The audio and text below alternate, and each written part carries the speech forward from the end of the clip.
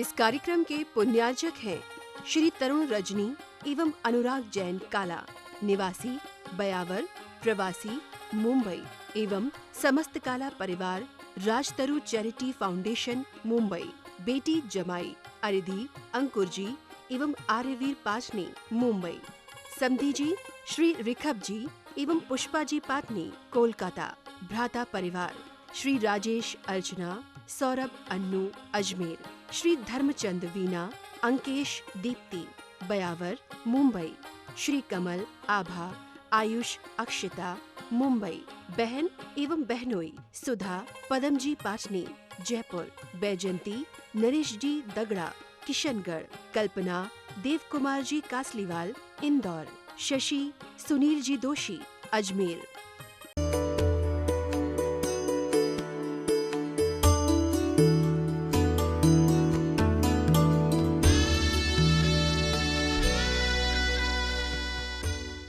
सागर जी महाराज की, समस्त आचार्य संघ की। बंधुओं, हम पुनः चलते हैं गुरु चरणों की ओर। हर श्रावक संस्कार शिविर में हर व्यक्ति की जिज्ञासाएं बहुत सारी हुआ करती हैं, लेकिन मैंने कल भी कहा था, पुनः पहले कह रहा हूं कि जिज्ञासु जो लोगों का नाम यहां से पुकारा जाएगा और अपने विस्तार से अपने परिवार की, समाज की ये सब बोलना शुरू किया तो हम दूसरे नाम को पुकार लेंगे। आप डायरेक्ट नमोस्तु करिए और अपनी जिज्ञासा को प्रस्तुत करिए, इतना समय आपको मिलेगा, अन्यथा आपका नाम चेंज कर दिया जाएगा। आज की प्रथम जिज्ञासा के लिए आवाज दे रहा हूं मैं हुकम जी काका कोटा, शिविर निर्देशक, और इसके बाद तैयार रहेंगे अंकित गंगवाल इंदौर। नमोस्तु महाराज, नमोस्तु। परम पूज्य निर्यापक श्रमण मुनि पुंगव 108 सुधा सागर जी महाराज के पावन चरणों में त्रिकाल बार नमोस्तु नमोस्तु नमोस्तु।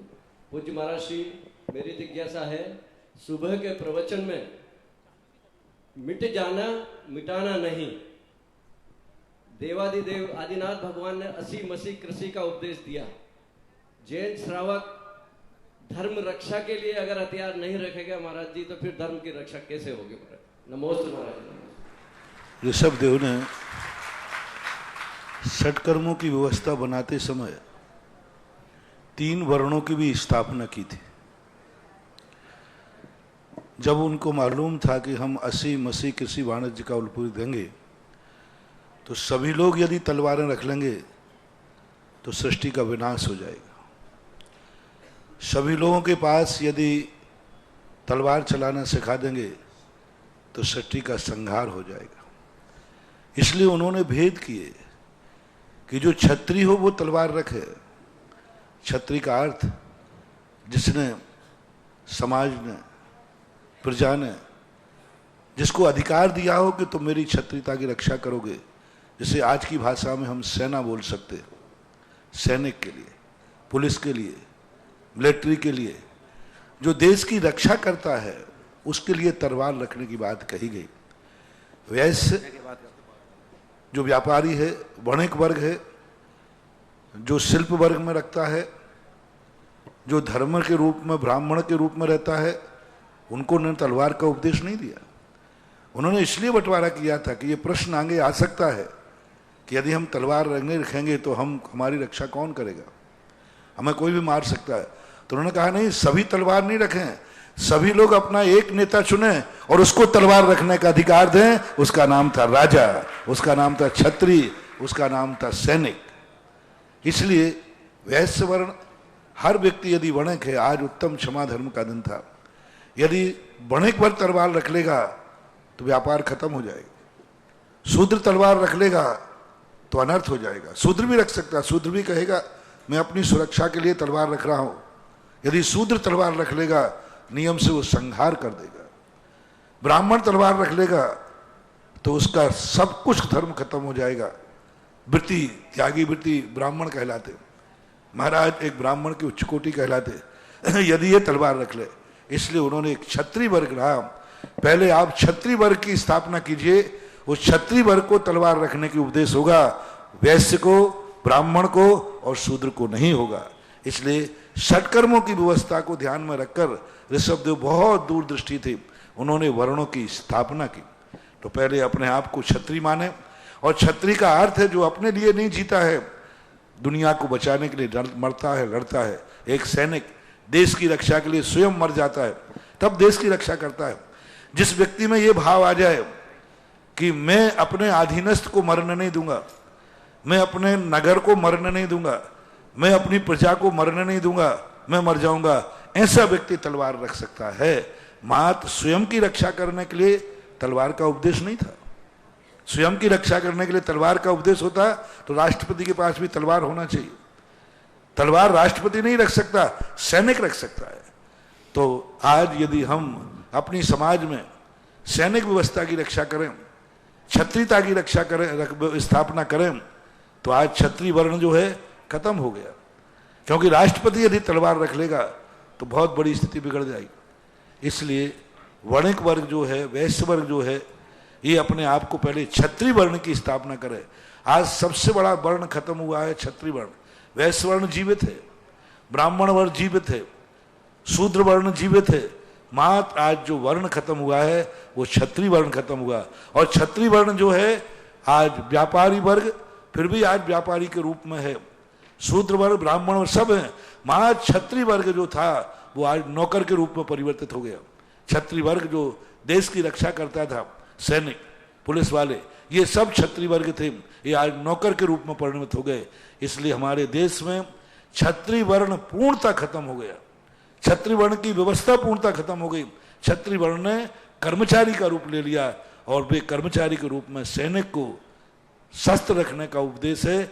इसलिए आप अपने समाज में एक सैनिक की तैयारी कीजिए, एक सेना तैयार कीजिए और उस सेना के लिए तलवार दीजिए।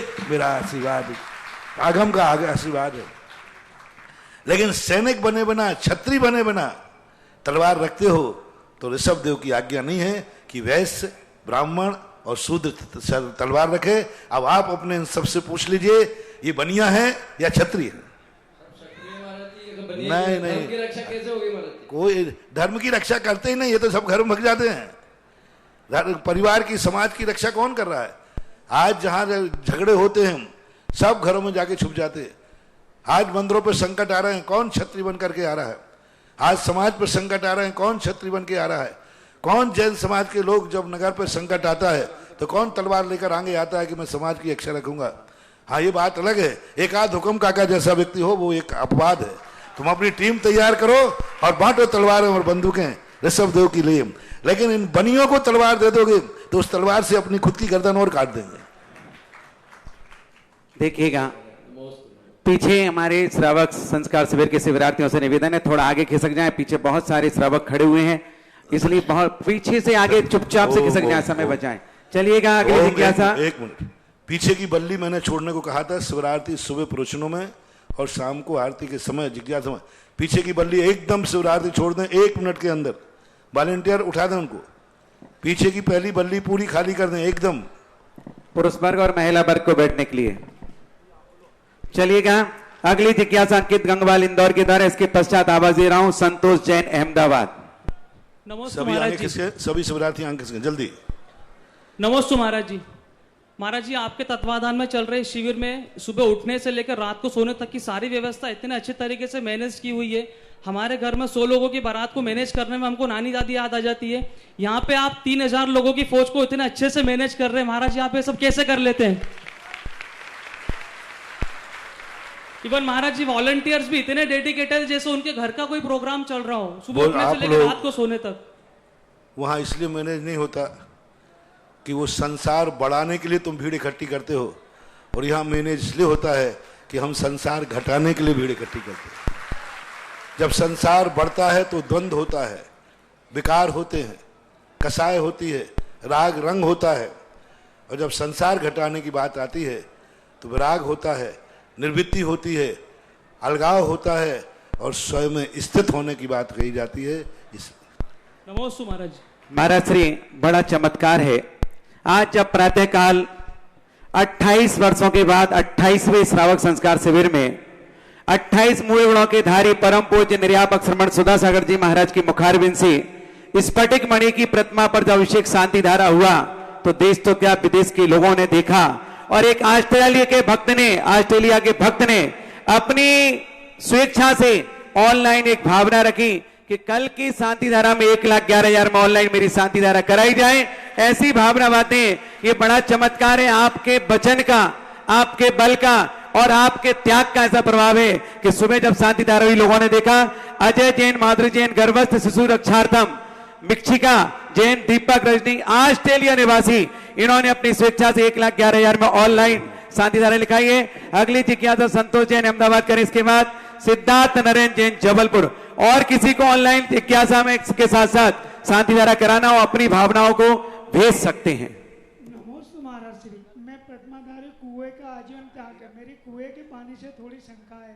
कुएं के पानी में अगर कहीं जाते हैं, वहाँ बाल्टी में कड़ी नहीं मिलती है, तो बिलछानी वाला पानी वापस कुएं में बाल्टी के साथ उतार सकते हैं। दूसरा, अगर कुएं से पानी ले जाते समय ऊपर छन्ना लगा हुआ है और बरसात आने लगे तो क्या वो पानी हम पी सकते हैं? और अगर पानी 2-3 दिन का बरसात का इकट्ठा कर लिया हो तो उसकी बिलछानी कैसे डालें? महाराज जी शंकर समाधान। पहले बात तो कुएं की पानी की बिलछानी के लिए आगम परंपरा के अनुसार तो कड़े के द्वारा ही है, लेकिन फिर भी आपके द्वारा कोई व्यवस्था ऐसी हो कि उस पानी को दूसरे ढंग से भी वहां तक भेजा जा सके। बाल्टी को पूरी की पूरी बिलछाने वाली बाल्टी पूरी कुएं में उतारते तो बाल्टी कुएं में ही पड़ी रहती है। कुएं में ही बाल्टी पड़ी रहती है? हाँ, बिलछाने वाली। हाँ, तो कोई बात नहीं, पर बाद में कभी तो निकालोगे उसको। जो खींचेगा वो फिर वापस दोबारा छान के उसी में डाल देता है। हाँ, तो ठीक है, कोई बात नहीं, ये आपकी व्यवस्था है, चलेगा। कुएं का पानी अगर बरसात का पानी हाँ, मिल जाए, आप प्रश्न सुन लिया मैं, आप क्रम से तो दूंगा, एक साथ कैसे बोलूं? कुएं सिद्धार्थ का पानी यदि आपने छान के रखा है, यदि आकाश से पानी उसमें गिर गया तो नियम से वो पानी अनछना हो गया। पुनः छान करके उस पानी की बिलछानी उसी कुएं में डाल देना चाहिए जिस कुएं के पास वो पानी बरस रहा था। थोड़ी बहुत बराधना उसमें संभावना है, लेकिन बहुत कुछ बच जाएंगे। तीसरा, यदि पानी को संग्रह करके आपने रखा है ऊपर का आकाश का पानी, तो उस आकाश के पानी को आप, जैसे टाका होता है, एक साल भर पानी चलता है, लोग टाके में पानी इकट्ठा कर लेते हैं, 1 साल तक पानी पीते रहते हैं, तो उस बिलछानी को भी आपको कुएं तक भेज देना चाहिए। यही बात है, चाहे ऊपर का पानी हो, चाहे पानी की बूंदें गिरें, लेकिन उस बिलछानी को आपको कुएं तक भेजना चाहिए। नमोस्तु महाराज जी। सिद्धार्थ नरेंद्र जैन जबलपुर, इसके बाद तैयार रहेंगे धर्मेंद्र जैन महियर सतना। मेरे और मेरे परिवार की तरफ से नमोस्तु महाराज जी। मेरा प्रश्न है कि धर्म हम किसको कहेंगे? रात्रि भोजन ना करना, छना पानी पीना ए धर्म है, या भावों को शांत रख के अपनी आत्मा का कल्याण करना ए धर्म है? और महाराज जी, क्या जैन धर्म इतनी छोटी अवधारणा है, इतना छोटा दर्शन है कि कुछ लोगों के रात्रि भोजन करने से वो भ्रष्ट हो जाएगा? पहली बात तो तुमने जो शांत परिणामों कही, मांसाहारी बहुत शांत परिणामी होते हैं, उनमें ज़्यादा क्रोध नहीं आता। लेकिन जैनागम कहता है क्रोध करना ठीक है, लेकिन द्रव्य त्याग करना जरूरी है, क्योंकि द्रव्य त्याग करने से सवाल रात्रि भोजन का नहीं है, असंख्यात जीवों की आराधना का है। एक रात्रि भोजन करने में असंख्यात जीवों की आराधना होती है, और जो असंख्यात जीवों की आराधना करता है वो कितना भी शांत हो जाए, लेकिन धर्मात्मा की कोटि में नहीं आ सकता। और जैन दर्शन इतना छोटा है, इतना छोटा है कि एक मछली को भी मारने का भाव किया, एक व्यक्ति से भी कुछ करने का भाव किया, यदि रात्रि में खाने का भी भाव कर लिया, तो भी जैन दर्शन अपनी का डायरी से उसको बाहर कर देता है। जैन दर्शन कहता है, फिर उसकी भूमिका होती है कि आप जो कुछ कर रहे हैं उस करने के पीछे आपका राज क्या है। हमारे यहाँ एक कौए के मांस के त्यागी को भी प्रशंसा की गई, और सारी जिंदगी भर मांस के त्याग की भी निंदा की गई। क्यों? वो जैन होकर। कौन है वो? जैनी रात्रि में खाने का भी भाव करे तो धर्म से भ्रष्ट है, और एक भील मात्र कौए का मांस त्याग देवे तो भी प्रशंसा का पात्र है। वो कौन है? हमारे जैन दर्शन में बहुत विवेक है। कौन कर रहा है रात्रि भोजन? एक भील, एक आदिवासी, एक त्रियंच, एक बालक कर रहा है तो उसका धर्म नष्ट नहीं होगा। लेकिन जैन कुल में जन्म लेने वाला कर रहा है तो नियम से वह नरक गति का पात्र है, वह भ्रष्ट की कोटि में ही आएगा। इसलिए हमारे यहाँ कौन कर रहा है कार्य? जैसे मुनिराज हैं, आप वही 2 टाइम भोजन कर लेते हैं तो कुछ नहीं बढ़ता। अब बताओ, यदि मुनिराज कभी कुचित कर जाते तो एक बार दूसरी टाइम भोजन कर लें, इतने मात्र से मुनिपद बचेगा कि भ्रष्ट हो जाएगा? बेटा ये बताओ। इतना से एक बार 1 गिलास पानी पिया था, ज्यादा नहीं, ज्यादा नहीं बेटा। इतना नाजुक है तुम्हारा जैन धर्म, इतना नाजुक है कि मुनिराज को प्यास लगी, गर्मी का दिन था, 48 टेम्परेचर में, 48 टेम्परेचर, बहुत गर्मी थी भयंकर, और उस समय उसने 1 गिलास पानी पी लिया। तो इतना नाजुक है जैन धर्म के मुनि व्रत भ्रष्ट हो जाएगा। बोलो मुनि व्रत रहेगा कि बचेगा? बोलो ना। 1 गिलास में, बेटा मेरा मुनि व्रत 1 गिलास में भ्रष्ट कर दिया, और तुम रात में खा जाओ तो भी कोई बड़ा तो बड़ा नहीं। हाँ, बस ऐसे ही, ऐसे समझना चाहिए। जब तक हम ये भाषा नहीं बोलेंगे आपको समझ में नहीं आएगा। 1 बूंद, 1 गिलास तो छोड़ो, 1 बूंद भी पानी पीने का भाव आ गया तो मुनि व्रत उसी समय नष्ट हो जाएगा। मुनि व्रत इतना नाजुक है, इतना नाजुक है। 1 बूंद का कह रहा हूं, परिणाम भर आया, अरे भाव भी आ गया, पीना तो बहुत दूर की रही है, 1 तो भी मुनि व्रत नष्ट हो जाएगा। हमारे यहां भूमिका देखी जाती, कौन है। यदि मैंने कहा ना जैन श्रावक है तो उसके लिए माफ नहीं होगा, उसका धर्म नष्ट हो जाएगा, मुनि महाराज का धर्म नष्ट हो जाएगा। आप 2 के स्थान पर 3 बार भी घर में जाकर के भोजन कर लेते हैं तो आपका नष्ट होता है क्या? लेकिन मुनिराज का भाव में मात्र तो भूमिका के अनुसार है। जैन दर्शन नासुक नहीं है। जैन दर्शन कहता है तुम कौन हो उसके अनुसार व्यवस्था बनाई जाती है। जैसे भील ने कौवे का मांस त्याग कर दिया तो उसकी प्रशंसा की, तो तुमने कहा कि फिर तो ठीक है, कौवे का मांस हम त्याग देते हैं, शेष तो खाने की छूट मिल जाए। देखना, कौवे के मांस का त्याग किया उसने और शास्त्रों में प्रशंसा लिखी। तो अब जैनी कहे महाराज फिर तो मैं कौवे का मांस नहीं खाऊंगा, शेष तो खा लूंगा, तो जैनी भ्रष्ट हो जाएगा, धर्म से रहित हो जाएगा, सम्यक से रहित हो जाएगा। क्योंकि उसके कुल में जो मांस होता था उसमें 1 मांस को कम किया है, और तुम्हारे कुल में मांस नहीं होता था, तुमने मांस को शुरू किया है, ये अंतर आता है। परम पूज्य महाराज श्री ऑस्ट्रेलिया के भक्त की एक जिज्ञासा रही। उन्होंने कहा कि मैंने बहुत सारों से देशों से और आपके मुखारबिन से शांति धारा सुनी, लेकिन आज जो शांति धारा में लोगों का उत्साह था और लोगों में बड़ी उमंग थी और लोगों ने बढ़ चढ़ करके भाग लिया, ऐसे अतिशयकारी चंद्रप्रभु भगवान स्फटिक मणि की प्रतिमा का क्या चमत्कार रहा होगा जो आपके साथ वही शांति धारा में लोगों ने बढ़ चढ़ करके भाग लिया? अपने आप में हर चीज का मूल होता है। शांति धारा का कभी कभी मूर्ति के अनुसार होता है, कभी कभी भावना के अनुसार होता है। अपने आप में स्फटिक मणि की मूर्ति की चर्चा जब भगवान समंतभद्र महाराज पर संकट आया बनारस के समय, और उन्होंने एक पाषाण को नमस्कार किया था, वहां भी स्फटिक मणि चंद्रप्रभु भगवान प्रकट हुए थे, और उसकी साइज भी इतनी थी, क्योंकि वो जहां पर एक फटा हुआ पत्थर आज भी है उस पर इतनी ही मूर्ति समा सकती है। तो अपने आप में मूर्ति का एक, हर चीज का मूर्ति का महत्व होता है। हर वस्तु, कभी कभी भावनाओं का महत्व होता है। वस्तु गौण होती है, निमित्त गौण होता है, भावना मुख्य होती है। कभी कभी निमित्त की मुख्यता होती है, उपादान गौण होता है। तो इन मूर्तियों का अपने आप में स्थान तो रहता ही। आइएगा धर्मेंद्र जैन महियर सतना, इसके पश्चात तैयार रहेंगे विजय धुर्रा अशोक नगर। नमोस्तु गुरुवर, मेरा प्रश्न भी आहार से संबंधित है। माइक को सही पकड़ो सामने। हाँ, विश्व में भारत ही एक ऐसा देश है जिसने आहार के बारे में बहुत चिंतन किया, कब कैसे क्यों कितना आहार लिया जाए, और खासकर जैन धर्म ने तो बहुत ही सूक्ष्म चिंतन किया कि गड़ंद भी नहीं खाना है, दाल दही भी एक साथ नहीं लेना है। मगर विश्व में अभी एक तीसरा वर्ग एक उभर के आ रहा है जो कि वेज और नॉन वेज के अलावा एक अपने आप को वीगन कहता है, जो कि कहता है कि दूध से बने हुए उत्पाद भी जो हैं वो भी हिंसा की श्रेणी में आते हैं क्योंकि पशु से प्राप्त किए गए।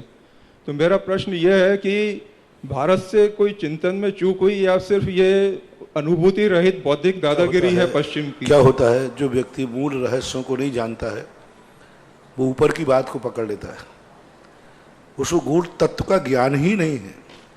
भारत में जब आहारचर्या की चर्चा की तो भारत में ही तो धर्म की चर्चा है, भारत में तो मोक्ष की चर्चा है, भारत में तो मुनि की चर्चा है, और भारत में ही तो शिविर की चर्चा है। दुनिया में कहाँ है?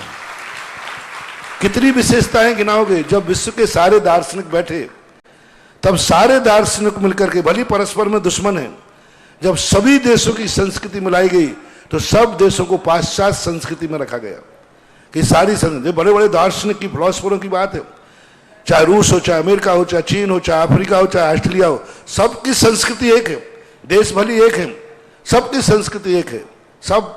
लेकिन जब भारत को उठाया गया तो किसी देश से इसकी संस्कृति मेल नहीं खाई। तो दार्शनिकों ने निश्चित किया कि विश्व में एक देश है जिसके देश के नाम से संस्कृति जानी जाती है, जिसका नाम भारतीय संस्कृति है। विश्व में ऐसा एक भी देश नहीं है, कोई भी एक देश नहीं कि चीन की संस्कृति अलग है, अमेरिका की संस्कृति अलग है, रूस की संस्कृति अलग है। साहित्यकारों ने पूरे विश्व को पाश्चात्य संस्कृति में रखा और भारत को भारतीय संस्कृति में रखा। तो एक भारत अपने आप से अनोखा देश रहा है जिसकी संस्कृति किसी से मैच नहीं करती। रही बात दूध दही की बातें, ये उनकी अराजकता है, ये उनका अतिवाद है, ये उनका तत्व गहनी में दूध कभी भी मांसाहारी हो ही नहीं सकता। दूध यदि बछड़े को यदि दूध निकाला जाए, अब देखो अपवाद अलग है, अब बाद में तो कोई ग्वाला कसाई बन जाए तो उसका मान नहीं कहा जाता। ऋषभ देव ने दूध निकालने की बात कही, आपको पीने के लिए नहीं, बछड़े के हित के लिए। जो दूध गाय भैंस देती है, यदि बछड़ा पूरा दूध पी लेगा तो बछड़ा मर जाएगा, जिंदा रह ही नहीं सकता। जिन पशुओं के, जिन लोगों का दूध उतना ही होता है जो पशु के बच्चे के काम आता है, उनका दूध नहीं का, जैसे मनुष्य की माँ का, मनुष्य की माँ के पास उतना ही दूध होता है जो बच्चे के लिए काफी है। जिन गायों का, पशुओं का, शेरनी का और जंगलों में रहने वाले, उनका दूध उतना ही होता है कि बच्चे को काम आता है। माँ दुनिया में गाय, बकरी और भैंस, ये 3 जानवर ऐसे हैं जो इतना दूध उत्पन्न करते हैं कि वो बछड़ा यदि पूरा पी लेगा तो बछड़े को मरना ही पड़ेगा। 10-10 किलो दूध, 5-5 किलो दूध, अब बछड़ा पी लेगा तो मरेगा।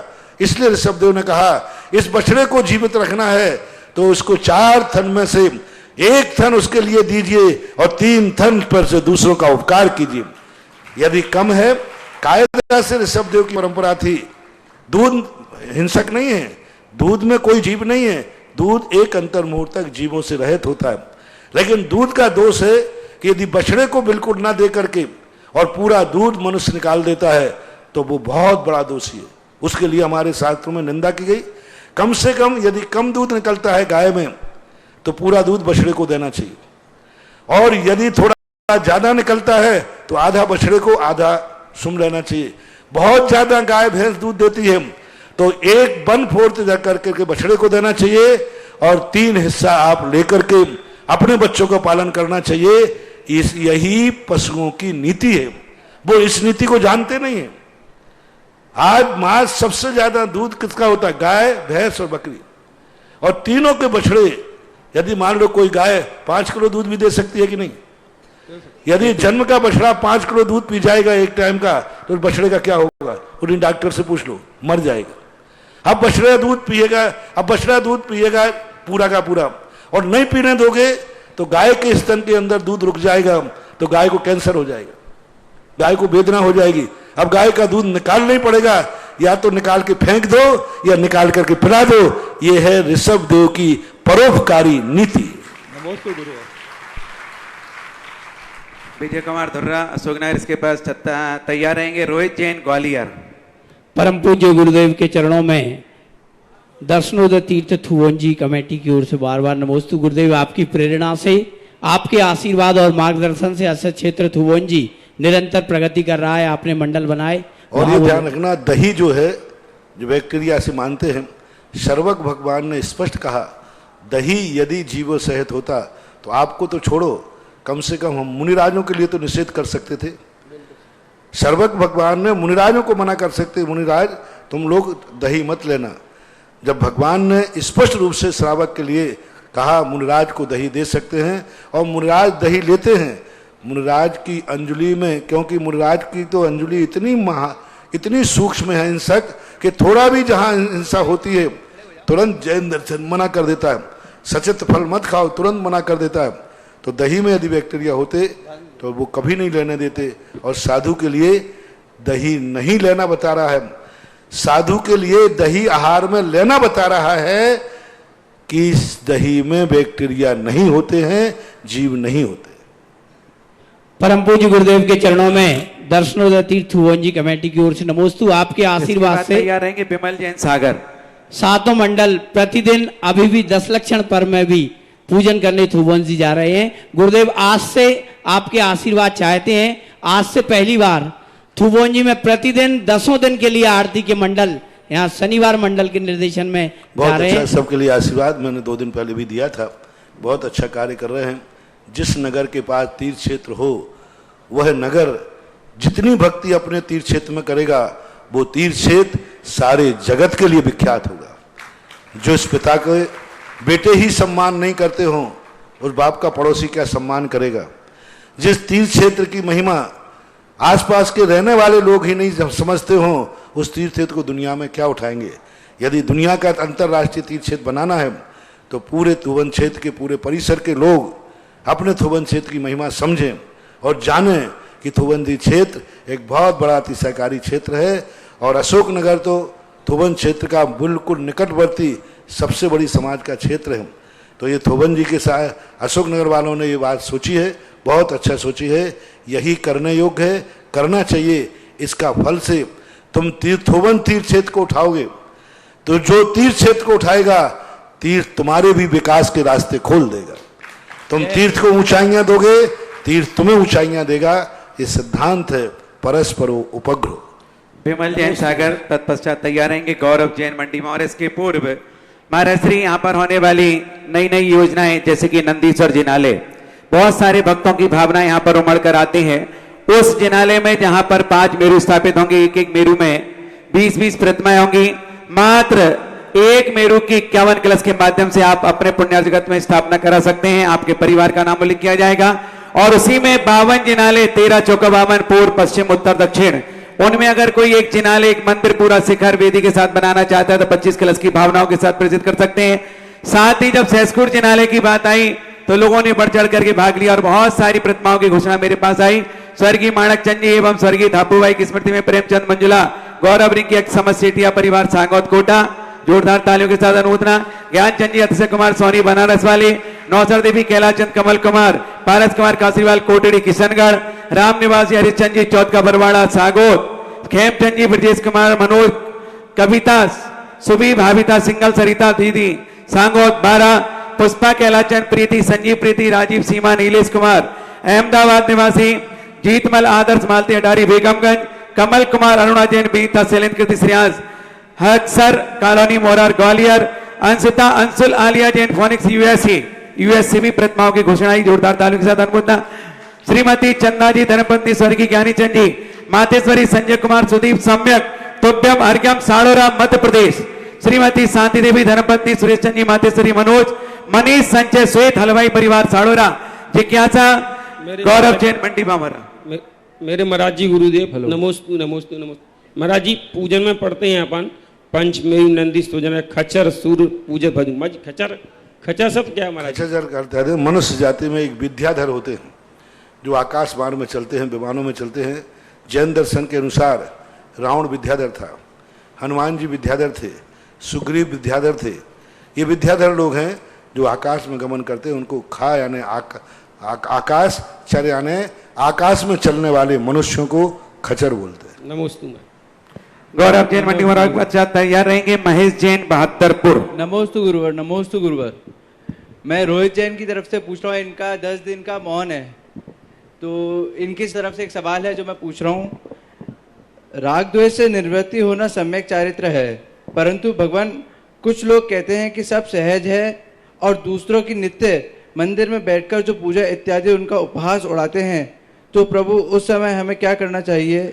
यदि ऐसे सहज कहने वाले हैं उनको जम के एक गाल पे झापड़ मारना चाहिए। बोले क्या किया? बोले सहज है। उनके ऊपर जब कोई डाकू आकर के बंदूक अड़ा देगा तब उनको अकल आएगी और वो डाकू से पूछेगा भाई ये बंदूक क्यों लड़ा? बोले सहज है। जब उनके जीवन में कोई संकट आएगा तब उनको पता चलेगा कि सहज क्या है, असहज क्या है। पुण्य का जब उदय होता है तब व्यक्ति को ये लगता है कि सब सहज हो रहा है। होता जगत स्वयं परिणाम, मैं जग का क्या करता क्या काम। ये पंक्ति कितनी सरल है। होता जगत स्वयं परिणाम, मैं जग का करता क्या काम। तो वो डाकू आकर का है बंदूक लगा करके, बोले क्या कर रहे हो? बोले होता जगत स्वयं परिणाम, मैं जग का करता क्या काम। तो जब अशुभ जिंदगी में आता है तब ये सारी चौकड़ी लोग भूल जाते हैं। ऐसे लोग वही कहते हैं जिनकी अभी पुण्य का उदय है, रावण जैसे। रावण जैसा जिनके पुण्य का उदय होता है तब उनके मन में ऐसे भाव आते हैं। सम्यक दृष्टि ऐसा कभी नहीं कहता। सम्यक दृष्टि तो यही कहता है कि नहीं, कोई सहज नहीं है।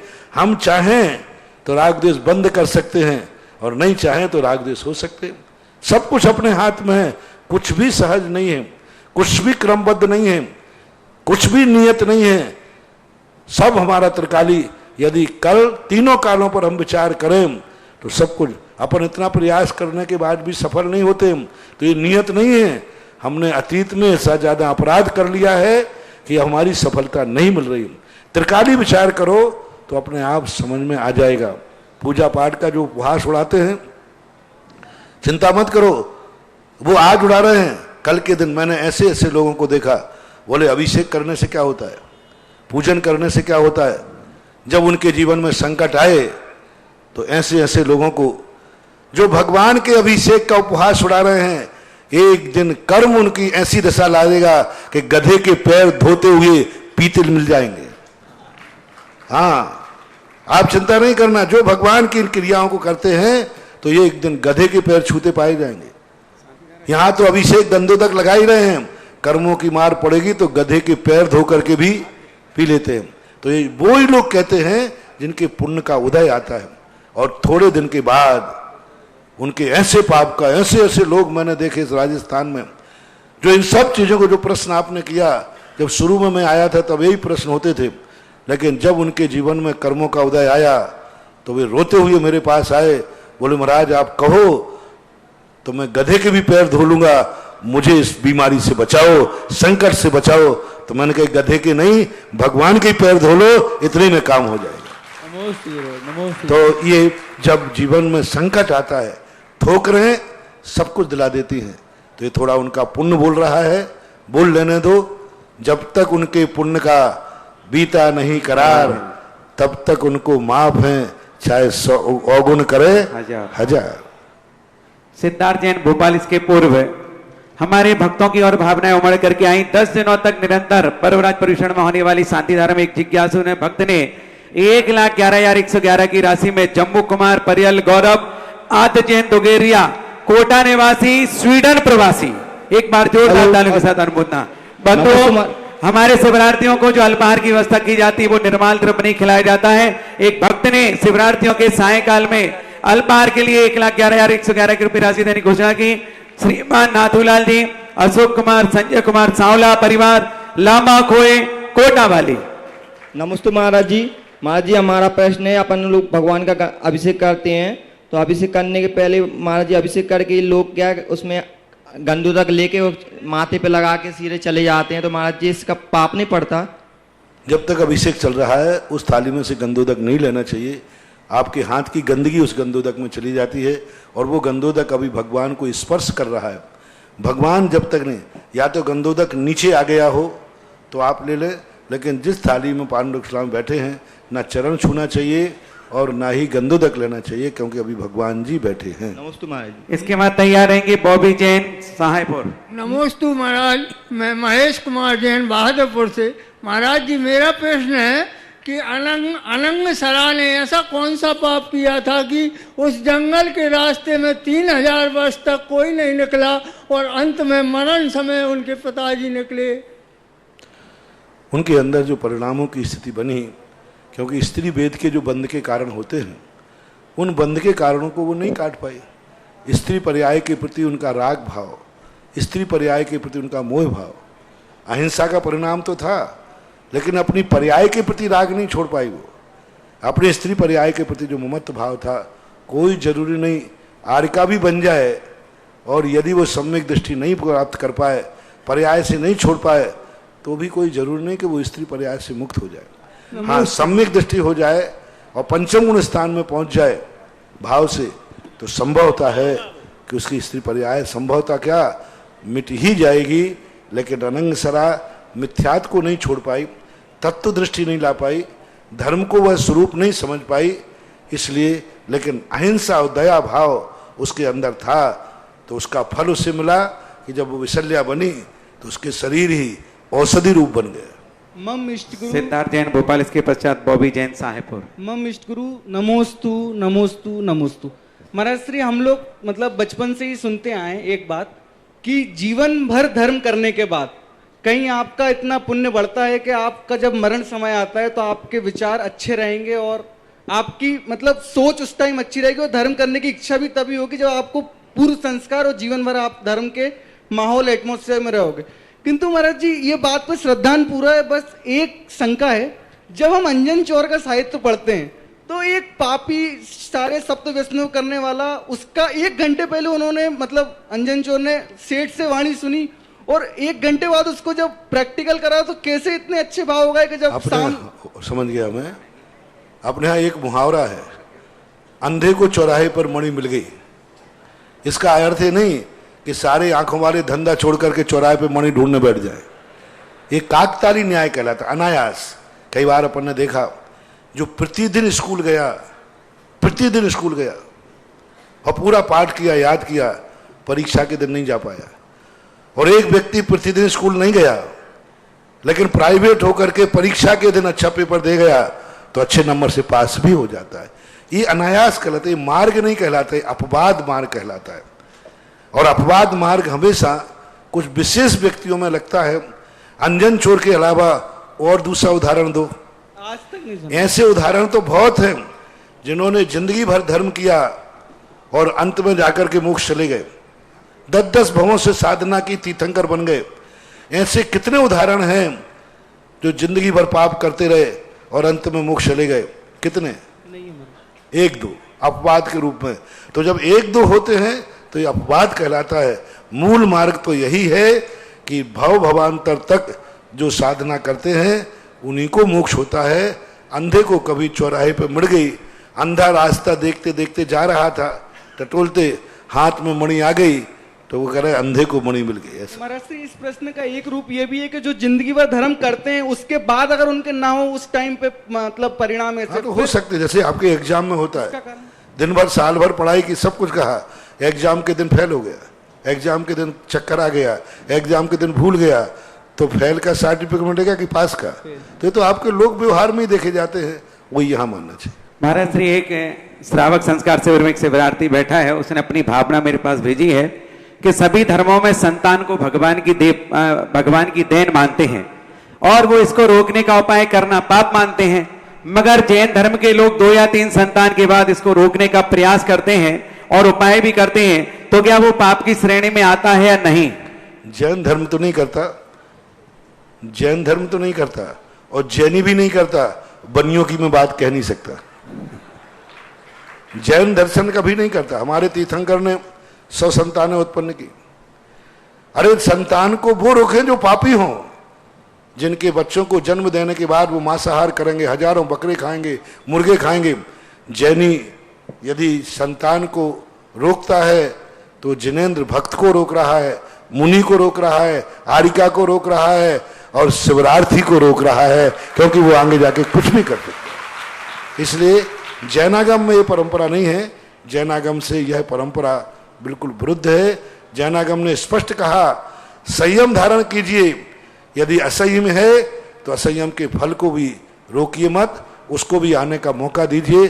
किसी व्यक्ति को जैन यदि रोकता है संसार में आने का, आपने उसको रोक दिया, वो कहीं ना कहीं तो जन्म लेगा, वो जैन कुल में जन्म लेगा, नमोकार मंत्र पढ़ता। अब वो कहीं जन्म लेगा ऐसे स्थान पर जहां नमोकार मंत्र ही नहीं मिलेगा, या फिर वो और कोई दूसरे क्षेत्र में जाएगा। ये पर अच्छी बात नहीं है। जैन आगम इसका समर्थन नहीं करता है। नमोस्तु भगवान साहेबपुर, इसके पश्चात तैयार रहेंगे सूर्यांश जैन जबलपुर।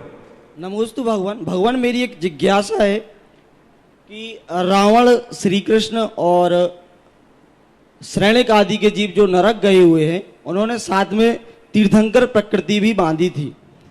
भगवान, मेरी जिज्ञासा है कि क्या अन्य नारकी जो नरक में रहते हैं उनके बहुत रौद्र परिणाम रहते हैं, तो क्या इन साथी से पुण्यशाली जीव जो आगे चल के तीर्थंकर होंगे उनके परिणामों में कुछ अंतर रहता है क्या? महान आत्माएं तीर्थंकर होते हैं, उनके मात 6 महीने पहले ही वज्र कपाट हो जाता है, बाकी सभी समान रूप से रहते हैं।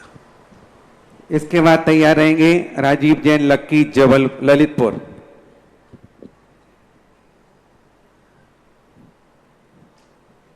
सूर्यांश जैन जबलपुर हो गए। इसके बाद तैयार रहे हर्षित जैन सागर, राजीव जैन लक्की। तब तक इनके पास माइक पहुंचेगा। बंधु बहुत सारी प्रतिमाएं और मेरे पास आ चुकी हैं। राम निवास जी, हरिश्चंद जी, राम बाबू जी, जम्बू कुमार, पदम कुमार कांसल, चौथा बरवाड़ा सांगोद, खेमचंद जी, ब्रजेश कुमार जी, मनोज कविता, सुबी भाविता सांगोद वाले 12 निवासी। एक प्रतिमा स्वर्गीय सुनील कुमार जैन, श्रीमती विद्या, कपिल, दिव्या, श्वेता, बाजार चौक, लखनऊ दौन, सिवनी, जिला सिवनी। और माणक चंद जी धापूबाई की स्मृति में नहीं होती प्रतिमा प्रेमचंद जी, मंजिला गौरव पहले नाम आ चुके हैं। जिज्ञासा लक्की भाई। नमस्ते महाराज जी। महाराज जी 28 साल से पिछले शिविर में हम सभी आ रहे हैं ललितपुर से, अब्बू भैया हम सब लोग, लेकिन आज की शांति धारा जो मूल नायक भगवान चंद्र प्रभु की हम सब ने देखी, अपार हर्ष के साथ इतना आनंद शांति धारा देखने में महाराज जी आया। और जो लोग बोली के लिए बोली बोल रहे थे, इतने हर्ष से बोली बोल रहे थे महाराज जी, पिछले सारे शिविरों के रिकॉर्ड इस शिविर में टूटे हैं महाराज जी। तो ऐसी इस शिविर की क्या महिमा है महाराज जी, हम सभी के लिए बताने की कृपा करें। बता दी हमने, प्रदीप भैया ने कहता प्रश्नों की पुनरावृत्ति नहीं करना, क्योंकि किसी की अधिक महिमा बताने से भी महिमा घट जाती है। हाँ। अभी मैंने तुम्हें बताया कि अपने आप में निमित्त की महिमा और उपादान की महिमा, कभी कभी उपादान इतना मूल्यवान होता है। आप लोगों ने जब मंडी में काम करते हैं तो कई बार मंडी में ऐसा माल आ जाता है, लोग कर्जा लेकर के भी माल खरीदते हैं, और कई बार ऐसा माल हाथ में आ जाता है कि निमित्त देने वाला व्यक्ति कहता है कि इस माल के लिए तो हमें कुछ भी देना पड़े तो कर लेते हैं। तो ये कई बार ऐसी स्थिति बन जाती है कि कोई लोगों के भाव ऐसे परिणाम बन जाते हैं। ओम शांति। हर्षित जैन सागर। इसके बाद तैयार रहेंगे प्रवीण जैन औरंगाबाद महाराष्ट्र। नमोस्तु महाराष्ट्री। मेरी जिज्ञासा है कि जो वर्तमान युग के कथानक आते हैं और उनमें महासतियों या महापुरुषों की जो कथाएं आती हैं, उनमें जो जिनालयों का वर्णन किया जाता है, जो जिन प्रतिमाओं में विराजमान किए जाते हैं, उनकी प्रतिष्ठा का क्या मतलब विधि होती है? उन्हें सूर्य मंत्रित कैसे किया जाता है? क्या पहले भी ऐसे पंच कल्याणक महोत्सव का आयोजन किया जाता था? क्योंकि मुनिराज तो जंगलों में निवास करते थे, सहज रूप से मिलना नहीं, मुनियों का बराबर जंगलों में निवास करते थे, लेकिन ऐसा नहीं कि वो जंगलों से आते नहीं थे। हमारे यहाँ स्पष्ट पूज्यवर वीरसेन स्वामी महाराज ने 2000 वर्ष पहले एक घटना लिखी कि दक्षिण भारत के अंदर बहुत सारे मुनिराज महिमा नगरी में एक मेले में इकट्ठे हुए। मेले का अर्थ पंचकल्याणक आदि हो सकता है। और वहाँ वो नगर में आए, बड़ा उत्सव हुआ। तो ऐसी बात नहीं है। आपने देखा होगा वर्तमानों की कथाएं पढ़ते हैं तो उस समय लिखा रहता है कि फलाने मंदिर में राजा दे गया, वहाँ मुनिराज पाए गए। पहले मुनिराज सारे जंगलों में ही नहीं रहते थे, मंदिरों में भी आते थे, जंगलों में ही नहीं रहते थे।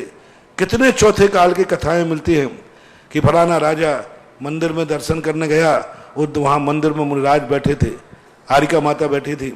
तीर्थ क्षेत्र पे गए, वहाँ तीर्थ क्षेत्र पे मुनिराज बैठे थे। तो चौथे काल में वर्तमान युग में दोनों प्रकार के मुनिराज होते थे। कुछ मंदिरों में भी रहते थे और जंगलों में भी रहते थे। जंगलों में ही रहते थे ऐसी धारणा मिथ्या है, क्योंकि आगम में मंदिरों में रहने वाले साधुओं का समर्थन किया गया। आगे तैयार रहेंगे प्रवीण जैन औरंगाबाद महाराज। इसके पूर्व एक प्रतिमा और हमारे शिवरार्थी की भावना बनी। विद्यासागर ग्रुप शिवरार्थी क्रमांक 239 श्रीमती अरुणा, संतोष कुमार, श्रीमती वृष्टि, सौरभ कुमार, आर्नव सिंह, बिलेहरा, राज बिलेहरा सागर। जोरदार तालियों के साथ अनुमोदना। बोलो। नमोस्तु महाराज जी। मेरी जिज्ञासा यह है कि जब कोई परिवार में खत्म हो जाता है तो हम छूतक क्यों मानते हैं, और परिवार में अगर संतान होती है तो हम शोर क्यों मानते हैं और मंदिर क्यों नहीं जाते हैं? मूल कारण जैन दर्शन सम्यक दर्शन की सुरक्षा के लिए सुआ सूतक मानना एक सम्यक दर्शन का बहुत बड़ा प्रतीक है। क्योंकि संसार बढ़ाने पर तुम्हें खुशी हुई और सम्यक दृष्टि संसार बढ़ाने पर खुश नहीं होता, और तुमने जो संसार बढ़ाया, संतान की उत्पत्ति आदि हुई, तो संसार बढ़ाने पर जो तुम्हें खुशी हुई, ये खुशी नहीं तुम्हें हुई कि हमारे यहाँ एक मुनिराज पैदा हो गए, हमारे यहाँ एक तीर्थंकर पैदा हो गए। जब तुम्हारे यहाँ बच्चा पैदा होता है तो मुनिराज दिखता है, तीर्थंकर दिखता है या बच्चा दिखता है? बस। तो संसार बढ़ाने पर जो तुम्हें खुशी हुई, तो धर्म ने कहा कि तुम्हें संसार बढ़ाने में खुशी है, अतः 10 दिन के लिए तुम्हारे लिए धर्म से दूर किया जाता है।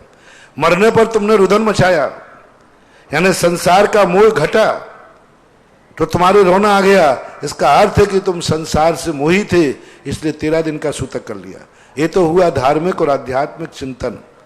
दूसरी बात है, इसके अंदर जो दोष होता है, क्योंकि जब कोई जन्म होता है तो उस समय जो रागान्वित परिणति होती है, उस समय जो द्रव्य हिंसा होती है, उसके प्रायश्चित स्वरूप 10 दिन का सूतक है।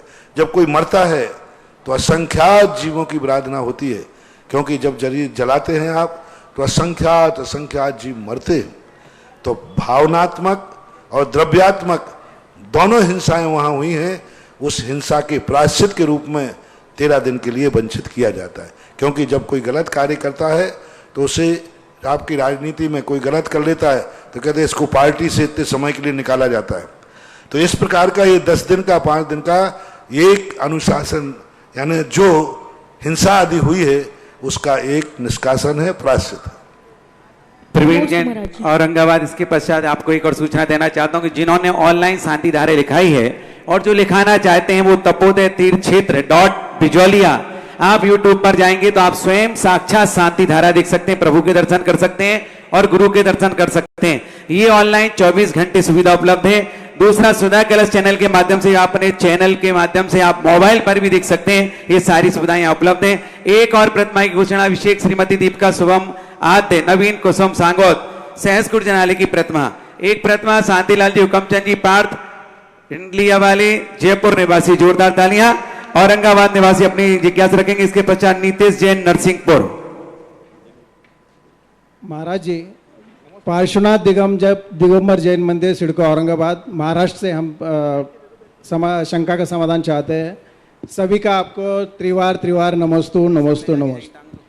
महाराज जी, सम्यक दृष्टि एवं भव्य जीव दोनों में क्या अंतर होता है और उनकी श्रावकों में क्या पहचान है, ये थोड़ा शंका थे। सम्यक दृष्टि जीव जो होता है, नियम से अर्ध पुद्गल परावर्तन काल के अंदर नियम से मोक्ष जाना तय हो चुका, निश्चित हो गया कि इतने काल के बाद वो मोक्ष जाएगा ही जाएगा। जो भव्य हैं वे 2 प्रकार के, जो सम्यक दृष्टि हो चुके हैं उनका नियत है, लेकिन जिन्होंने अभी सम्यक दर्शन प्राप्त नहीं किया तो ये अनंत काल तक भी संसार में रह सकते हैं, लेकिन एक ना एक दिन मोक्ष जाएगा। उसका काल नियत नहीं है, इसका काल नियत है मोक्ष जाने का। यही दोनों में अंतर है। पहचान उसकी यही है कि जो सच्चे देव शायद गुरु के प्रति श्रद्धा, आस्था, उनकी भक्ति, उनके अनुसार आचरण करते हैं, वो श्रावकाचार के अनुसार सम्यक दृष्टि कहलाते हैं। भव्य की पहचान मैंने कल थोड़ी सी बताई थी कि भव्य जो पहचान होता है उसके अंदर एक परिणाम आता है कि वह कब इस संसार से छोड़ करके परमार्थ की तरफ जाए।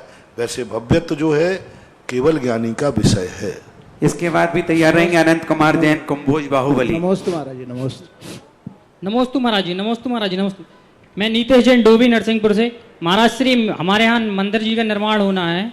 आपने आशीर्वाद दिया था 2 साल पहले, मगर हमारे यहाँ की कमेटी ने एक ब्रह्मचारी भैया जी को वो निर्माण करने का अपना दे दिया है, मगर वो उन्होंने अभी तक काम शुरू नहीं किया, तो उसका कमेटी लोग। ओम शांति। व्यक्तिगत प्रश्न न करें, चलें आगे बढ़े।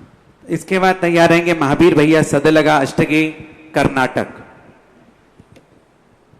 गुरुवर के चरणों में नमस्तु नमस्तु नमस्तु।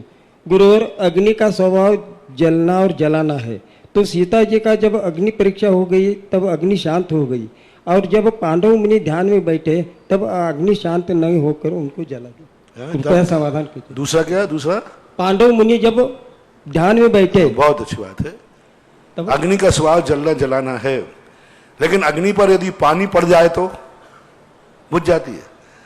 तो सती सीता का धर्म रूपी पानी अग्नि पे पड़ा कि वो बुझ गया और पानी का नीर बन गया। ये तो अतिशय है, इसको चमत्कार बोलते हैं। पांडवों आदि के लिए वो घटना अलग है, क्योंकि उनकी तपस्या में थे। सती सीता तपस्या में नहीं थी, उसके ऊपर आरोप था, उसको सिद्ध करना था, परीक्षा देना थी। जितनी कथाओं में चमत्कार हुए वो किसी परीक्षा के कारण हुए, तपस्या के कारण नहीं। तपस्या तो करने ही बैठे हैं, तो अग्नि कहती है कि इनको और तपाओ जिससे इनके कर्मों की और निद्रा हो। तपस्या चमत्कार नहीं करती, तपस्या से हमें कष्टों को सहन करने की शक्ति आती है। और जब किसी चीज की परीक्षा होती है तो उस समय चमत्कार घटित होता है। सीता का उस समय बहुत बड़ी स्थिति थी, अपने धर्म की अधर्म की, अपने जीवन के सवाल था। पांडवों को ऐसा कुछ नहीं था, क्योंकि उनको तो मोक्ष जाने की स्थिति बन चुकी थी। इसके बाद तैयार रहेंगे संजय जैन पापड़ीवाल इंदौर। निर्यापक मुनि श्री सुधासागर जी महाराज जी को मेरा हृदय से प्रणाम। शंका ये है महाराज जी कि तीर्थंकरों के जन्म के बाद जो शची देवी उस माता के पास एक मायावी पुत्र को रख देती है और तीर्थंकर बालक को ले जाती है जन्मोत्सव के लिए। तो यह बुद्धिपूर्वक मायाचारी है या नहीं, ये बोल। कल मैंने कहा था, एक धर्म के लिए मायाचारी मुनिराज को भी करना पड़ती है।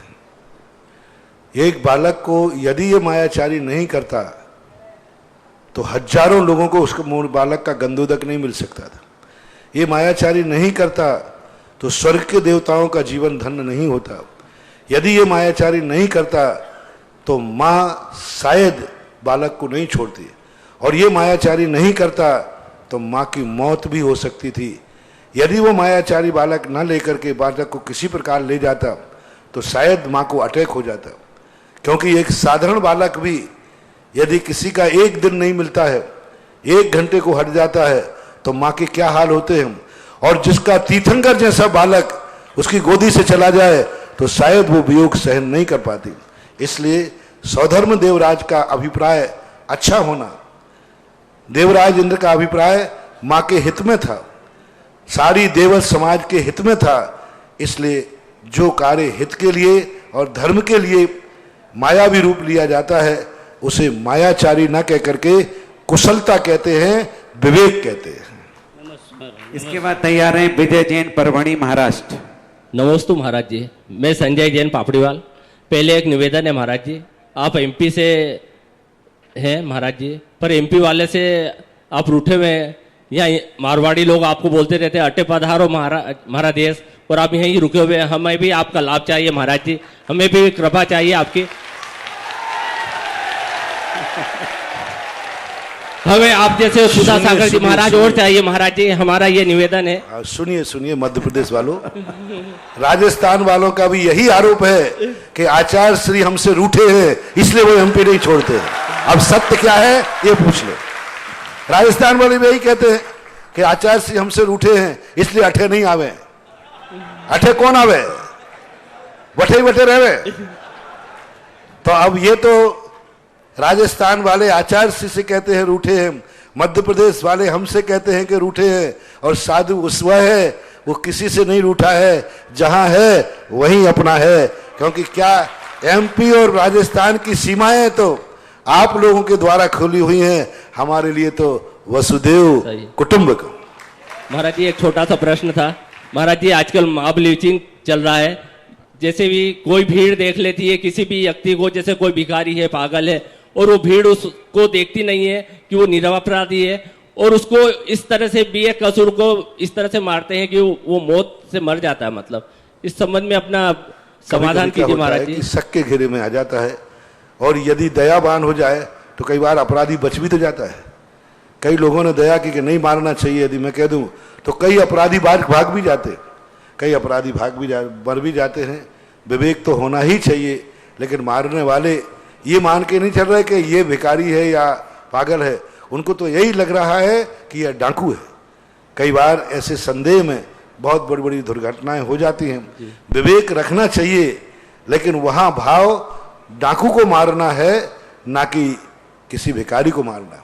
एक बच्चे को एक बहुत मोटा व्यक्ति मार रहा था, तो 2-3 लोग आ गए आप जैसे दयालु, उन्होंने कहा तुम्हें शर्म नहीं आती, इतने बड़े होकर बच्चे को मार रहे हो। और वे 2-3 लोग मिलकर के उस बड़े आदमी को, बच्चे को मारा, तुम्हें शर्म नहीं आती, और उसको अलग कर दिया, और बच्चा फ्री होकर के भाग गया। अरे वो कहते पकड़ो पकड़ो, वो तो जेब काट रहा था, जेब कट है। अब वो बचाने वाले कहते अच्छा जेब कर दो, भागो, आप क्या खाक भागो। तो ये भी तो अविवेक है। सही है कि बचाने वाला मारने वाला अविवेक से मार रहा है, ये बात ठीक है, नहीं मारना चाहिए, लेकिन बचाने वाला भी बिना विवेक के बचा रहा है, ये भी तो ठीक नहीं, जेब कट भाग गया। तो दोनों तरफ से देखना चाहिए, परिणामों को देखना चाहिए। इसके बाद तैयार रहेंगे प्रांशु जैन जरुआ खेड़ा। महाराज जी नमोस्तु नमोस्तु नमोस्तु। महाराज जी महाराष्ट्र के पारोला नगरी में अक्षय सागर जी महाराज, नेमी सागर जी महाराज और समता भूषण महाराज, इनका चातुर्मास चल रहा है, उन्होंने आपके चरणों में नमोस्तु कहा है महाराज जी, नमोस्तु नमोस्तु नमोस्तु। और महाराज जी भोग भूमि में सम्यक दर्शन होता है क्या, और होता है तो कैसे होता है? छायक सम्यक दर्शन तो जीव यहाँ से लेके जा सकता है, जिसने पहले आयु बंद कर लिया था, बाद में छायक सम्यक दर्शन प्राप्त किया और उसको भोग भूमि जाना पड़ा। क्षयोपशम और उपशम सम्यक दर्शन भोग भूमि जीव वहीं प्राप्त करते हैं। तीन कारणों से करते हैं। एक तो जाति स्मरण के माध्यम से, दूसरा धर्म उपदेश के माध्यम से, तीसरा जो उनके अंदर कुचित कदाचित ऐसे परिणाम जागते। वैसे दो ही मुख्य कारण हैं भोग भूमि में, एक तो जाति स्मरण को हो जाता है अपने भवों का, दूसरा कोई जाकर उनको धर्म का श्रवण करा देता है। चिन्बिंब दर्शन वहाँ है नहीं, वेदना वहाँ है नहीं, इसलिए ये दो कारण विशेष रूप से वहाँ माने गए। नमोस्तु महाराज जी। महाराज श्री के चरणों में तरवार बारंबार इसके बाद आगे जिज्ञासु तैयार रहेंगे भारत जैन सिद्ध क्षेत्र आहार जी। महाराज श्री मैं आपके शिविर में पहली बार आया हूँ, श्रावक संस्कार 2019 के शिविर में। महाराज जी मेरी एक भावना थी, मुझे ऐसा लग रहा है कि जैसे अपन सुबह टाइम पूजा करते हैं, उसमें जो निर्मल द्रव्य जो होती है वो अपन लोग पूजा में चढ़ाते हैं, अपन घर से लेके तो नहीं आए हैं, तो क्या उसमें हमारे लिए निर्मल द्रव्य का दोष लगता है या नहीं लगता है, या फिर जो भी शिविर में जो खर्च वगैरह होते हैं हमारे लिए, तो उनका सबका दोष श्रावकों को लगता है या नहीं लगता है? महाराज व्यवस्था बनाई है मैंने। पहली बात तो आपका साधर्मी आपको दे रहा है तो इसमें कोई दोष नहीं, क्योंकि ये मंदिर की द्रव्य नहीं है, ये मंदिर की द्रव्य नहीं है, ये बिजोलिया में रहने वाला एक श्रावक श्रेष्ठी पटवारी परिवार ने तुम्हें अपना परिवार का मान करके वो दे रहा है। तो इसलिए जब कोई एक साधर्मी को कुछ देता है तो निर्माल की कोटि में नहीं आता। फिर भी यदि सूक्ष्म रूप से देखा जाए तो जब कोई, मैं कहता हूं कहीं भोजन की व्यवस्था है और वो भोजन करा रहा है अपनी तरफ से, तो आपको जब मंदिरों में व्यवस्था हो तो जितने का भोजन करते हो उतना गुल्लक में डाल देना चाहिए। अब आप लोगों को यदि ऐसा लग ही रहा बेटा तुम्हें सूक्ष्म आई, तो आप इस पर देख लो कि 10 लाख क्षण पर्व में शिवरात्रियों के लिए कितना खर्च हो रहा है, और 3000 में भाग दे करके तुम्हारे खाते जाए उतने की रसीद कटा देना, तुम्हारे हाथ में भी लड्डू उनके हाथ में भी लड्डू। हाँ सूक्ष्म है, लेकिन उसको तो तुम्हें लेना ही पड़ेगा। हमारे यहाँ देखो एक परंपरा है बहुत अच्छी कि आप लोग जब रिश्तेदारियों में जाते हैं तो वहाँ 2-3 दिन रुके, बाद में जब लौटते हैं तो बिल चुकाना पड़ता है। कैसे चुकाते हो? पालने में पड़े हुए बच्चे को 100 का नोट देके आ जाते हो, ये हमारी सभ्यता है। तो आप लोग जो दान दे रहे हो, आप लोग जो बोलियां ले रहे हो, आप लोग शांति धारा कर रहे हो, यही तो इनडायरेक्ट लौटाना है, और क्या है? इनडायरेक्ट भावना है।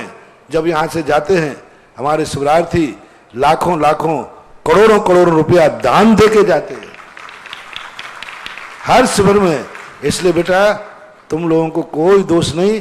पहली बात तो तुम्हारे साधर्मी श्रेष्ठी ने दिया है, दूसरी बात आप लोगों का तेरे हमारे मन में इतना सूक्ष्म भाव आया है, यही भाव आना बहुत भला है। इतना सूक्ष्म भाव आना कि ये द्रव्य कहीं निर्माल तो नहीं, मेरे लिए खर्च, ये भाव तुम्हारे लिए आ रहा है, यही भाव तुम्हारे लिए कुछ ना कुछ किसी ना किसी रूप से अपना दान देना। उस बच्चे के बहाने से जो दे के जाते हो वो अपने आप में देना ही है, बच्चे देते हैं, और आपकी भावना है, ये भावना सभी की होना चाहिए। नमोस्तु। बहुत अच्छा।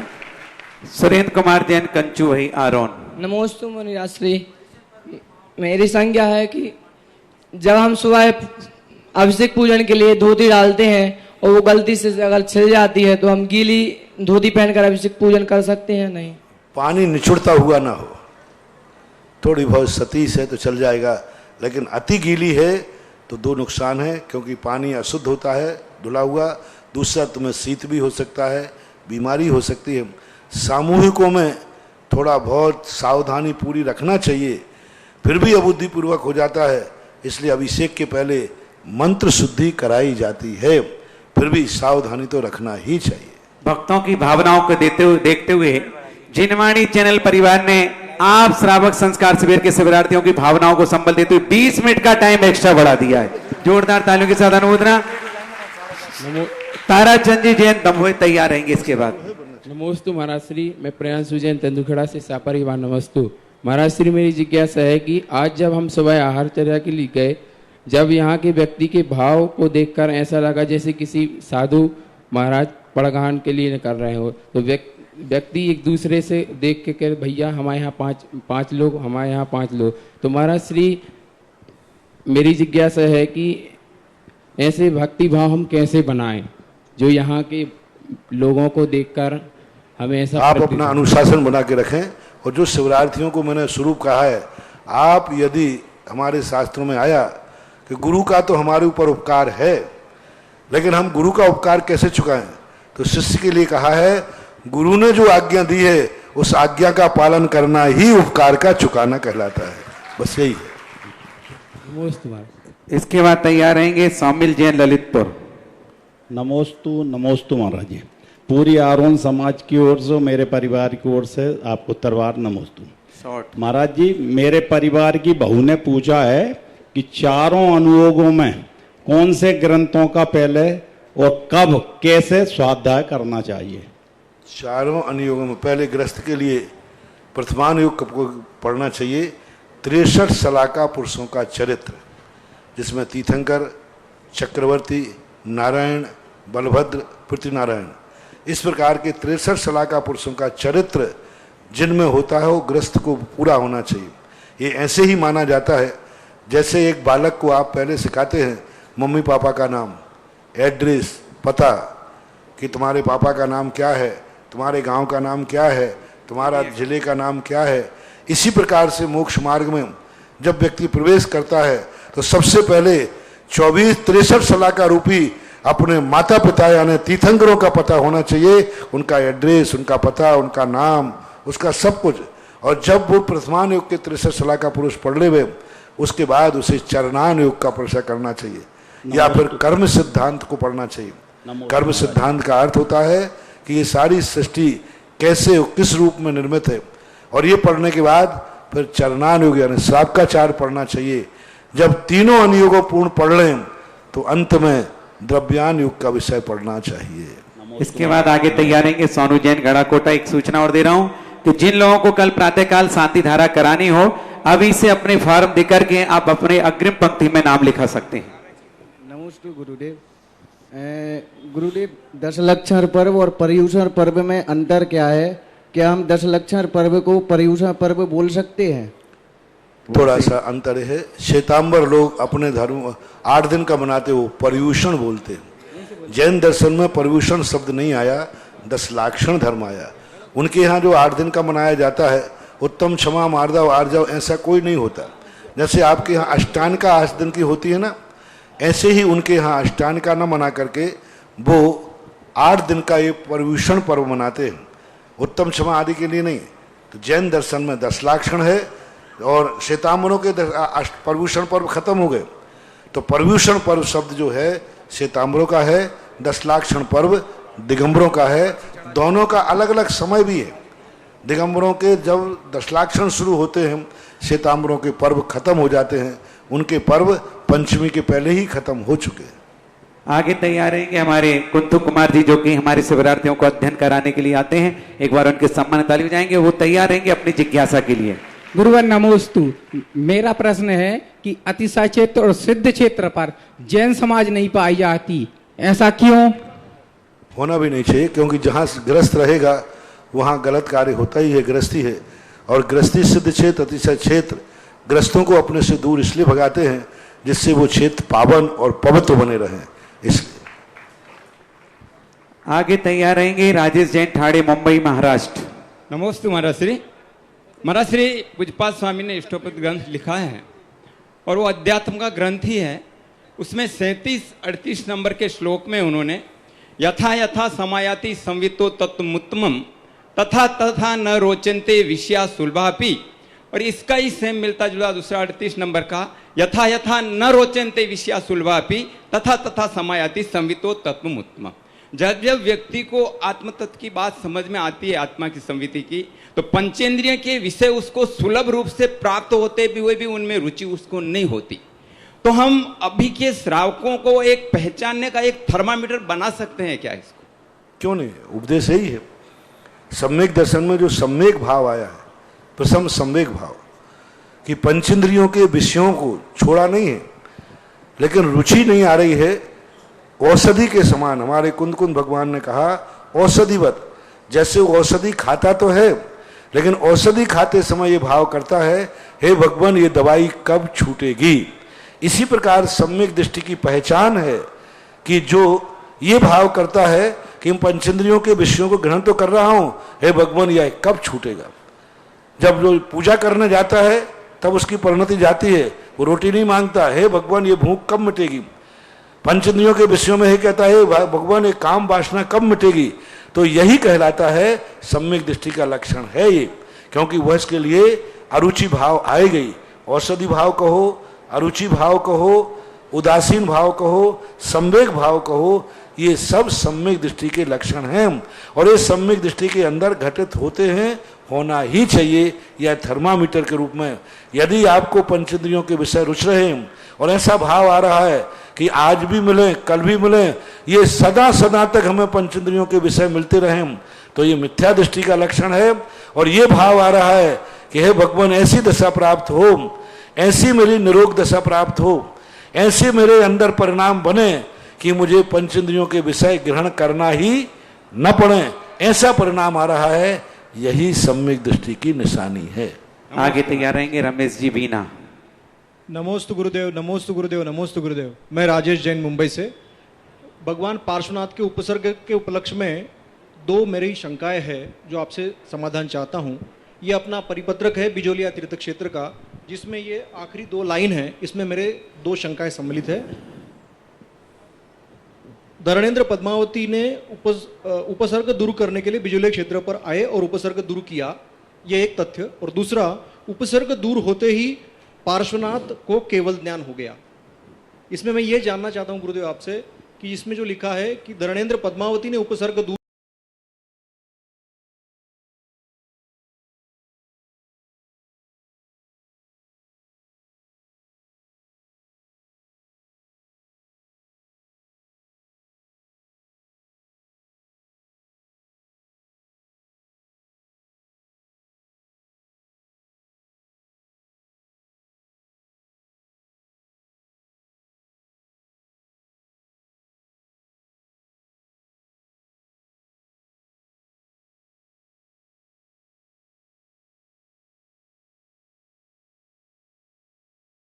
जब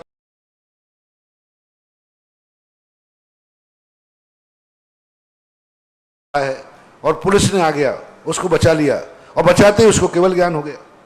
तो जैसे धरणेन्द्र पद्मावती आनंद भगवान को सुरक्षित किया, सुरक्षित करने के तत्क्षण बाद उनको केवल ज्ञान हुआ और केवल ज्ञान होते ही कमठ ने भगवान के चरणों में नतमस्तक हो गया।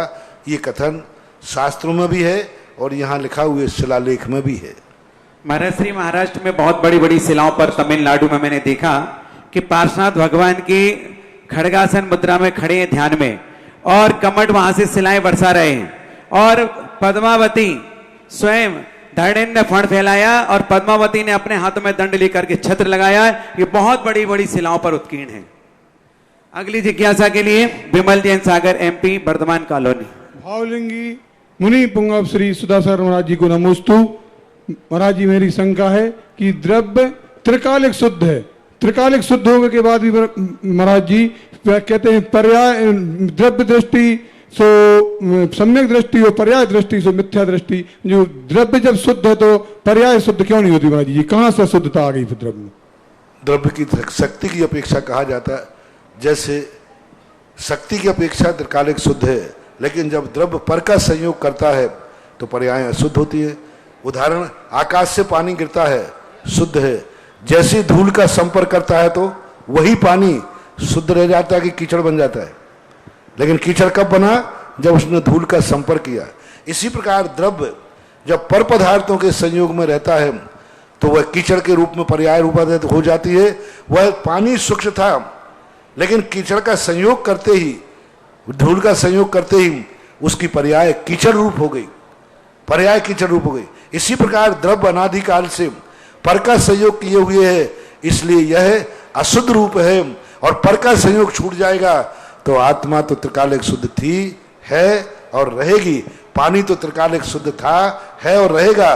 पर के संयोग के कारण से उसकी पर्याय, ये भूल करते हैं वो लोग कि द्रव्य तो शुद्ध बना रहता है। नहीं, द्रव्य ने पर का संयोग किया है तो अशुद्ध द्रव्य होगा, तभी पर्याय अशुद्ध निकलेगी। बिना द्रव्य के अशुद्ध हुए बिना पर्याय शुद्ध नहीं हो सकती। हाँ, शक्ति की अपेक्षा से कहें तो पूज्यवर कुंदकुंद भगवान ने नियम सार के अंदर शक्त्यांशों की अपेक्षा त्रिकालिक शुद्धता का वर्णन किया है, द्रव्य को नहीं। आगे तैयार रहेंगे राकेश जैन, गुना महासागर ग्रुप। गुरुवर के चरणों में अनंतों बार नमोस्तु नमोस्तु नमोस्तु। गुरुवर, अभिषेक पूजा करना कर्म है तो धर्म क्या है? पूजा करना कर्म है। कहाँ लिखा? कर्म। कर्म किसने कहा? तो धर्म क्या है? व्यापक है, तो कर्म ही है, धर्म ही है, तो कारण में कार्य का उपचार है। पूजा करना, अभी आपने कुंद के कुंदन में पढ़ा ना, मोक्ष और मोक्ष का उपाय। पूजा कर्म नहीं है, धर्म का उपाय है, धर्म को पहुंचने का रास्ता है, धर्म का पहुंचने के लिए निमित्त है, आलम्बन है। किसी भी शास्त्र ने पूजा को कर्म नहीं कहा। षट कर्मों को अलग है और षट आवश्यक अलग है। ये कर्म नहीं है, कारण में कार्य का उपचार करके धर्म ही है। राकेश जैन, पथरिया जिला, दमोह, तैयार रहेंगे। गुरुवर के चरणों में मेरा और मेरे परिवार की ओर से नमोस्तु नमोस्तु नमोस्तु। हे गुरुवर, मेरा शंका ये है कि हम लोग सभी ईमानदारी से कार्य करते हैं और धर्म पे चलते हुए कार्य करते हैं, और परेशानियां क्यों आती हैं, वो परेशानियां दूर कैसे होंगी और उनका क्या समाधान है? वर्तमान में तो खूब मेहनत कर रहे हो, लेकिन पहले तुमने बहुत अय्यासी की है, इसलिए वो तब का। जेल में जाने के बाद हर व्यक्ति यही कहता है, महाराज जी मुझे इतने कष्ट क्यों हो रहे हैं, मुझे जेल में ऐसा क्यों से कर? तो अपराध करने के बाद अपन को ऐसा लगता है कि हमारे ऊपर बहुत मेहनत कर रहा हूं, लेकिन अतीत के जब कर्मों को हम उठाते हैं तो हमारा कोई ना कोई अपराध पाया जाता है, उसी कारण से विघ्न आता है। ओम शांति। इसके बाद तैयार रहेंगे मुकेश जैन, सेवानी सुरवारा। फिर देखो, ज्यादा बढ़वाना नहीं चाहिए क्योंकि हमारी सीमा है। परिवार की ओर से दरबार नमोस्तु नमोस्तु। हे मुनिवर, आपके चरणों में दरबार नमोस्तु नमोस्तु नमोस्तु।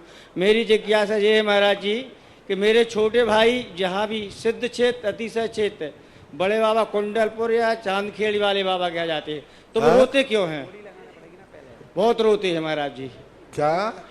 हमारे छोटे भाई अतिशय से सिद्ध क्षेत्र कुंडलपुर भी जाए बड़े बाबा के पास, या तो कोई बात नहीं, अच्छा है, भगवान के सामने रो रहे हैं, कोई बात नहीं, चलो आगे बोलो। इसका उपाय महाराज जी को यही है, रोने दो, उनके अपने आंसू निकल जाएंगे, ठीक हो जाएंगे। नमोस्तु महाराज जी, नमोस्तु। अंतिम जिज्ञासा के पश्चात हम आरती की ओर चलेंगे। हेलो गुरुवर, नमोस्तु नमोस्तु नमोस्तु। मैं मुकेश जैन, ईश्वरबारा के पास से सेवनग्राम से। गुरुजी, मेरी एक शंका है काफी समय से, लेकिन आज सौभाग्य हुआ आपके दर्शन करने का एवं शंका का समाधान करने का। जल्दी करो जी। गुरुवार, मुझे ऐसा एहसास होने लगा है कि पूर्व जन्म में जो कुछ कमा के लाए थे वह समाप्ति की ओर है, एवं वर्तमान में जो भी कमाया है वह भी चारों दिशाओं से कहीं ना कहीं लीक होकर वह भी ऐसा लगता है कि शायद जो उसका संग्रह होना था, जो भविष्य में काम आए, वह संग्रह होने की स्थिति में नहीं है। तो गुरुजी, मेरी शंका है कि उसको हम उन चारों तरफ की कोनियों को कैसे बचा सके। अच्छा रहा, समझ गया मैं, अच्छा रहा कि पूर्व की कमाई खत्म होने के पहले ही आप मेरे शिविर में आ गए, फिर से कमाई चालू हो जाएगी। चलो चलिएगा, कौन महाआरती के महापात्र बनेंगे? आज की महाआरती लाइव टेलीकास्ट के माध्यम से 21 से 21 बहुत जल्दी करेंगे। लाइव टेलीकास्ट चालू है और उसमें 1 मिनट में हमें आरती प्रारंभ कराना है। 21,121 1, 21,121 2, 21,121 सवा 2, 25,525 बहुत जल्दी करेंगे। 25,525, 25,525, 25,525 1 2 सवा 2 2.5 31,131 रुपया। 31,131 1, 31,131 2, 31,131 सवा 2, 31,131 2.5 पौने 3 समय कम छोड़ रहा हूं। 1 2 3 ये सौभाग्य मिला है श्रीमान सीलचंद जी सिंघई के सुपुत्र अरविंद कुमार, राकेश कुमार, मुकेश कुमार, सिंघई परिवार मुंगावली पधारे। अध्यक्ष पूर्व अध्यक्ष थोवन क्षेत्र कमेटी और सेवा भावी समाज के प्रति और गुरु के प्रति पूर्ण समर्पण। आए बहुत जल्दी से आरती करेंगे अरविंद भाई, मक्कू भाई। दूसरी साइड से शिविर पुण्यार्जक पटवारी जी पधारे। पर जल्दी करो, जो करना है जल्दी करो। मक्कू भाई जल्दी आ जाए आगे फटाफट निकल के। लाइव टेलीकास्ट चालू है। विनोद भैया अपनी मधुर ध्वनि का जल्दी आ जाओ, जल्दी मक्कू भाई। और कौन आना चाहते जल्दी आ जाए। और पटवारी परिवार मुख्य पुण्यार्जक शिविरार्थी शिविर के ऊपर नहीं, ऊपर नहीं, ऊपर। हाँ वो इन्हीं का परिवार, इन्हीं का परिवार। और तुम्हारा पटवारी परिवार नीचे। संगीतकार जल्दी आओ भाई, क्या कर रहे हो? सुभांशु सिंघई, रोमिल सागर जल्दी आ जाए फटाफट। लबी आदि आ गए ना सारे आगे। और कोई भी वॉलंटियर लोग सब आगे नहीं आएंगे। सभी लोग अपने हाथों का उपयोग करिए ताल के साथ।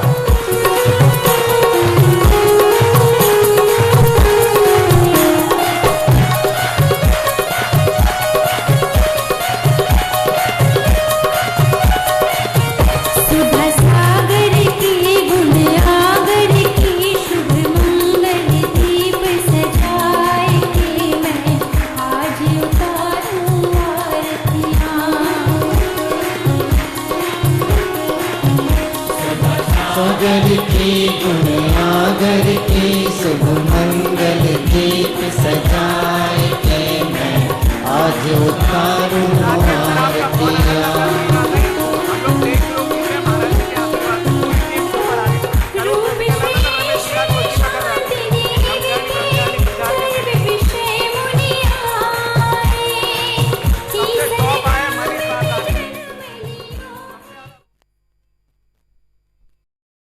इस कार्यक्रम के पुण्यार्जक थे श्री तरुण रजनी एवं अनुराग जैन काला, निवासी बयावर, प्रवासी मुंबई एवं समस्त काला परिवार, राजतरु चैरिटी फाउंडेशन मुंबई।